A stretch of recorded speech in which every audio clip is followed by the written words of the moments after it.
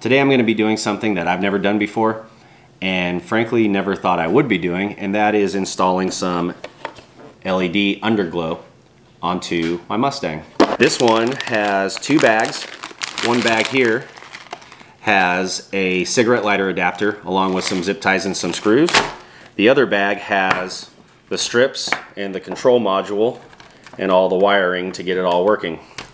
This one is a 6-strip setup as opposed to a 4. So typically you would do 2 in the front around the front bumper, and then you would do 2 down the sides and then 2 around the back. What I would like to try to do is do 2 down the sides, 2 in the back corners, and then 1 under the front bumper so that I can use that 6th one to put inside the grill opening. The only challenge really on this car is going to be that my radiator is enclosed, it's all boxed in. So just trying to get the LED strip to go past the boxed radiator inside to get the grill to light up. So I've never done it before. If you haven't done it before, then we're going to do this together.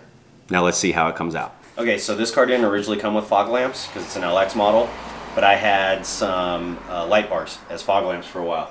So I already have this relay in here. So you're going to want to have a relay.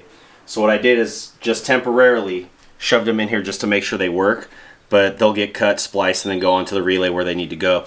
But I'm just running off that same relay that I had for the little light bars. So if you have a fog lamp, the instructions tell you to jump it to your fuse box where your fog lamps are, but pretty much you just need this relay and any switch to turn them on. So for this case, I'm just using something I already had. So make sure you use a relay, and you're just gonna run power to the relay just like if you were lighting up a light bar. Okay, so we've got this wire plugged into our relay.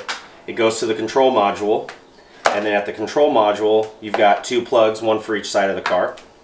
So we're gonna disconnect both of these plugs, tuck this up out of the way, and then we can mount our strips in the locations we want to put them in.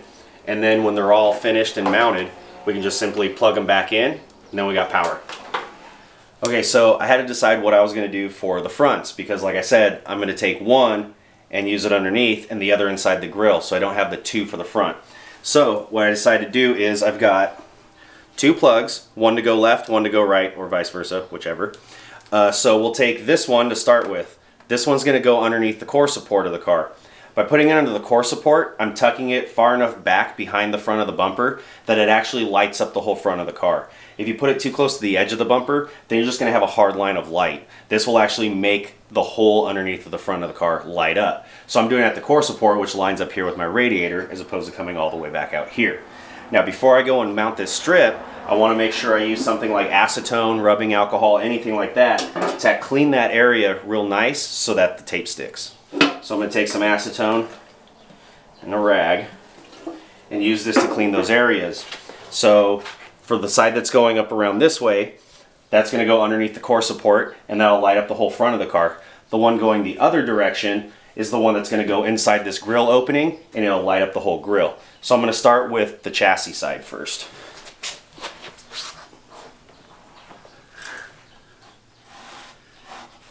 Okay, so we've got the front mounted.